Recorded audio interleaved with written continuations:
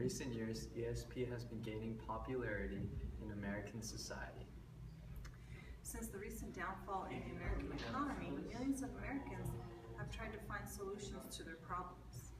One of these solutions is seeking the advice of psychics who claim to possess extrasensory perception, better known as ESP. To learn more about this phenomenon, let's turn to our pioneer reporters, Autumn and Christine, who are now with experts on ESP. Hi, I'm Autumn Boyle, and I'm reporting live from PUC campus. And my first question for the psychologist is there any actual evidence that supports that ESP exists? Hi, my name is Inigo Garcia, and I'm an expert psychologist on the subject of ESP. Regarding the question given to me by the news reporter asking, is there any scientific proof that ESP actually exists? The answer to that question is no. There is no scientific proof that ESP has actually exist. There have been many experiments conducted to try and prove that ESP exists, but all of them have been a failure. One of the most recent experiments was given by the U.S. government called the Stargate Project. In the Stargate Project, the U.S. government would give coordinates to remote viewers. With these coordinates, the remote viewers would have to try and visualize specific things that were going on in those coordinates that were given to them by the U.S. government. They would have to try and visualize things like things that were going on in those specific coordinates that the U.S. government couldn't see physically. Sadly, in 1995, the Stargate project was discontinued because the remote viewers were not giving valid information or visual information that actually helped the U.S. government. So this just proves that ESP does not exist. Hi, my name is Christine Katakutan, and I'm reporting live to you from PUC campus, and today we are going to ask our psychologists to help us evaluate and determine what we believe in for ESP. And the first question that we have today is that based on movies such as The Dead Zone, Stir of Echoes, and The Butcher's Wife, does social media play a big role in how people believe in ESP? Good morning, everyone. Thank you, Christine, for that question. My name is Chelsea Pachlabar, an expert psychologist on ESP. And regarding that question, yes, I do believe that media plays an important role in sending out ESP to a lot of people, and that's one of the reasons why a lot of people believe in it and actually mistake it for something else. Television shows, movies like The X-Files, The Medium, Fringe, they portray ESP as part of our everyday life, and they have certain movie plots that encourage the belief in a wide range of paranormal activities, and they show a lot of those stuff on television. And not only that, but also the internet features a lot of the superpower stuff, and they also promise to develop and enhance our psychic abilities, which is not actually true. And for some reason, like, all these producers and everything are like targeting young kids because they tend to be the range of people who are most likely to believe in those stuff. So like when they grow up, they keep those in their minds and engrave it in their minds, and they tend to believe, like, when they get older, that those things that they saw when they were kids are actually true. So like, not everything on television, besides the facts, or not even those things,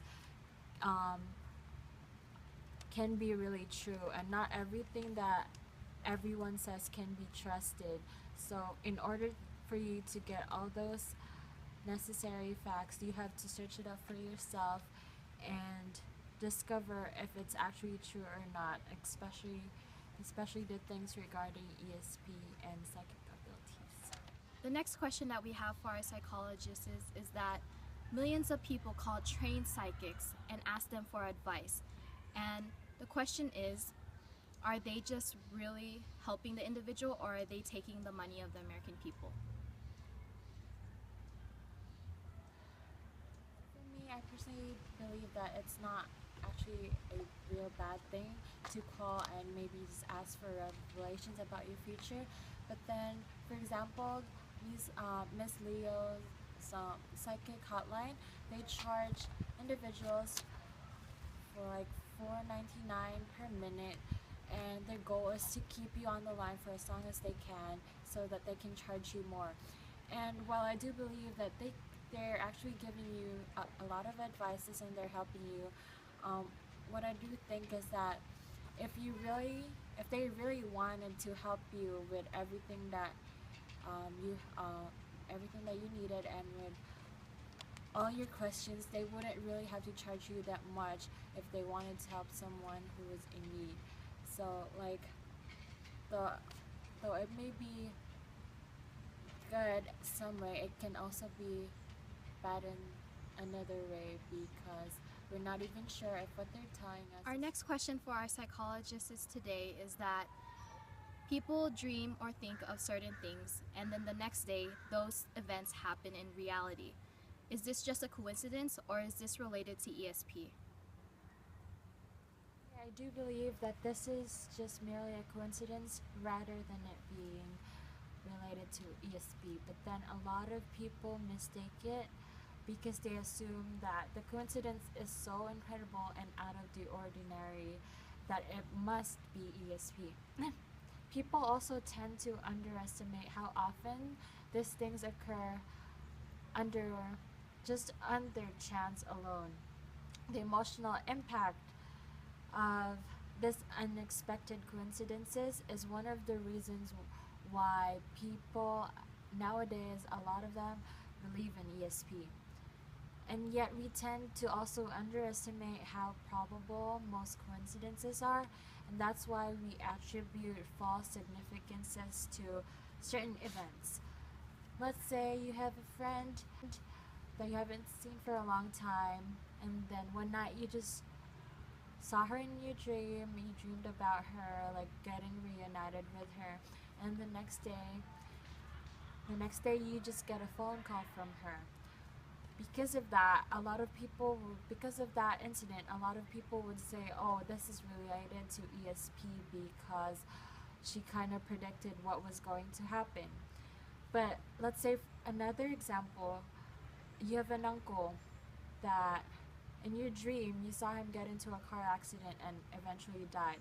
The next day you saw your uncle and he was perfectly fine.